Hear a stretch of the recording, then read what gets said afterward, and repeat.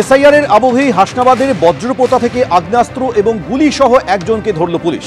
উদ্ধার হয়েছে একটি স্বয়ংক্রিয় আগ্নেয়াস্ত্র এবং প্রায় 200টি গুলি। স্থানীয় সূত্রে খবর, গতকাল অশান্তির পর স্ত্রীকে গুলি করে খুন করার হুমকি দেয় অভিযুক্ত। প্রতিবেশীরা থানায় খবর দিলে পুলিশ এসে অভিযুক্তকে জিজ্ঞাসাবাদ শুরু করে। এরপরই অভিযুক্তকে গ্রেফতার করে অস্ত্র বাজেয়াপ্ত করে হাসনাবাদ থানার পুলিশ। আর এখানেই প্রশ্ন উঠছে যে অস্ত্র এবং এত গুলি এলো কোথা থেকে? এর সঙ্গে কি বাংলাদেশের কোনো যোগ রয়েছে? পুলিশ তদন্ত করে যাচ্ছে।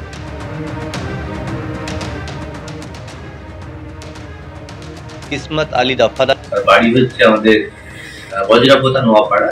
তার কাছ থেকে একটা 7mm আমরা একটা পিস্তল, তার সঙ্গে 6 রাউন্ড অ্যামুনিশন পাই এবং তারপর আরও জিজ্ঞাসাবাদ করা হয়। জিজ্ঞাসাবাদ করার পর তার বাড়িতে আমরা রেড করি।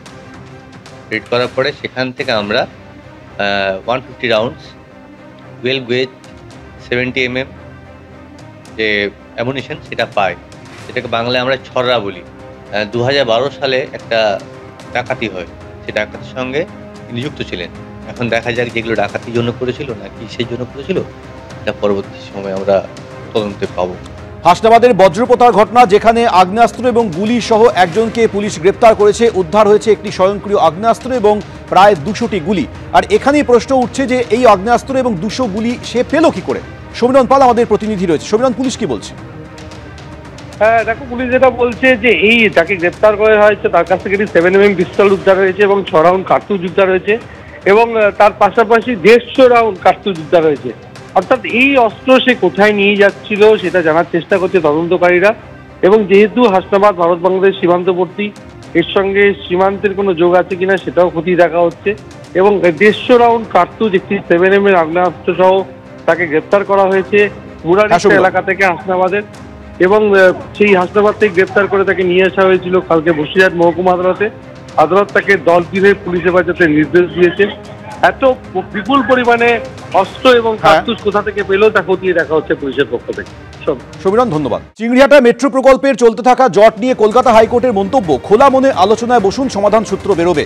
কোনো না কোনো দিন তো কাজ করতে হবে, সেদিন তো যান নিয়ন্ত্রণ করতেই হবে। কোভিড যদি আবার ফেরত না আসে তাহলে রাস্তায় গাড়ির চাপ কোনো দিনই কমবে না। চিংড়িহাটায় থমকে থাকা মেট্রো প্রকল্প নিয়ে মন্তব্য ভারপ্রাপ্ত প্রধান বিচারপতি সুজয় পালের। সাবওয়ের কাজ না হলে সমস্যায় পড়বেন সাধারণ মানুষ, সওয়াল করেছে রাজ্য। শুধু ভোলানাথ ঘোষ বা তার পরিবারের লোকেরা যে ষড়যন্ত্র বলছেন এমনটা নয়, তার পাশাপাশি বিরোধীরা তারাও কিন্তু এই একই কথা বলছেন। এবার আপনাদের শোনাবো বিরোধী দলনেতা শুভেন্দু অধিকারী, তিনি কি বললেন এই ঘটনা প্রসঙ্গে। ভোলা বাবুকে বলবো আমরা আইনি সাহায্য দেব। সাক্ষীদের কেন্দ্রীয় নিরাপত্তা এবং মামলা অন্য রাজ্যের ট্রান্সফার, এই দুটো খুব এসেন্সিয়াল। প্রেসিডেন্সি জেলের 42 নম্বর ঘরে বসে, কেবিনে বসে শাহজাহান অপারেট করছে, ওর হাতে গ্রে নগরে মোবাইল রয়েছে। আমাকে কারারক্ষীরা গতকাল থেকে সমস্ত তথ্য দিয়েছে। 42 নম্বর কেবিন, গ্রে নগের মোবাইল ফোন, একটি ছোট মোবাইল আছে যেটাতে অ্যান্ড্রয়েড মোবাইল নয়, আরেকটা অ্যান্ড্রয়েড মোবাইল রয়েছে। দুটো মোবাইল নিয়ে শাহজাহান এই অপারেটটা ওখান থেকে করছে, জেলের ভিতর থেকে। এটা সম্ভব হয়েছে রাজ্যের মুখ্যমন্ত্রী মমতা ব্যানার্জি আছে বলে। তাই যেমন দেবব্রত মাইতি সহ 18টি পোস্টপোল ভায়োলেন্সের মামলা অন্য রাজ্যে ট্রান্সফারের জন্য সিবিআই সুপ্রিম কোর্টে গেছে, শাহজাহানদের কেসের ক্ষেত্রেও অন্য রাজ্যে ট্রান্সফারের জন্য মামলা আদালতে নিয়ে যাওয়া উচিত তদন্তকারী সংস্থার। এটা আমি অনুরোধ এবং দাবি করব, এটা সময়ের ডাক। আর সমস্ত সাক্ষীর উচিত কোর্টে গিয়ে নিরাপত্তার দাবি করা। সন্দেশখালীর প্রাক্তন সিপিএম বিধায়ক নিরাপদ সর্দার, তিনি কি বলেছেন? ভোলা ঘোষ হচ্ছে ইডি মারা এবং রেশন কেলেঙ্কারি যে মামলা, রেশন দুর্নীতির যে মামলা শেখ শাহজাহান, সেই শেখ শাহজাহানের প্রতিদ্বন্দ্বী এখন ভোলা ঘোষ। ওই দুটো মামলার প্রধান সাক্ষী হচ্ছে ভোলা ঘোষ।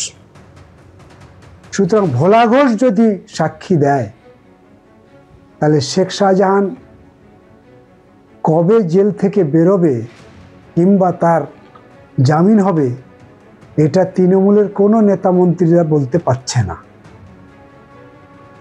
সুতরাং শেখ শাহজাহানের এখন বাসা হচ্ছে জেল, জেল থেকে বেরিয়ে আসার মরিয়া চেষ্টা, সাক্ষী যাতে সেখানে পৌঁছতে না পারে, সাক্ষী লোপাট করার একটা চেষ্টা, এই ঘটনা তার প্রমাণ করছে। ভোটের মুখে অনুব্রত মণ্ডলের মুখে ফের ভয়ঙ্কর খেলা হবে হুঙ্কার। 17 তারিখ থেকে শুরু হয়ে শেষ হবে 2026 সালের পর 100 বার খেলায় বীরভূমের টিম থাকবে। বোলপুর ফুটবল প্রতিযোগিতায় যোগ দিয়ে এই হুঙ্কার কেষ্ট। Thank you. এবার থিম সং। ভোটের মুখে অনুব্রত মণ্ডলের মুখে ফের ভয়ঙ্কর খেলা হবে হুঙ্কার। তিনি বলছেন 17 তারিখ থেকে শুরু হয়ে 2026-এর পর শেষ হবে। 100 বার খেলা হলে সেই খেলায় বীরভূমের টিম থাকবে। বেলা 1টার সময় এই খেলা শুরু হলো, ইলেকশনের পর শেষ হবে। এবং এই যে মন্ত্রী যেটা বলেছিল খেলা শুরু হবে কবে থেকে বললো, শেষ হবে কবে, 26-এর পর। 100 বার খেলাতে থাকবে, আপনাকে একটু মঞ্চে ভয়ঙ্কর খেলা হবে। বাইকের কাউন্সিলরকে একটু আমরা সম্মাননা জ্ঞাপন করে নিই। দেখুন, কোনো ধর্ম নিয়ে কোনো কথা বলবো না, ধর্ম নিয়ে কথা বলতে রাজি নাই, খেলা হবে এটুকু। আপনার শুনে অনুব্রত মণ্ডল হুঙ্কার দিয়ে বলছেন যে বোলপুরে যে ফুটবল টুর্নামেন্ট শুরু হচ্ছে 17 তারিখ, কিন্তু সেই টুর্নামেন্ট শেষ হবে 26-এর পর। অর্থাৎ তিনি হুঙ্কার দিচ্ছেন ভয়ঙ্কর খেলা হবে। 100 বার খেলায় বীরভূমের টিম থাকবে। বোলপুরে ফুটবল প্রতিযোগিতায় যোগ দিয়ে এই হুঙ্কার অনুব্রত মণ্ডল। এই মুহূর্তে র্যাম্প শো। Thank you. এবার থিম সং।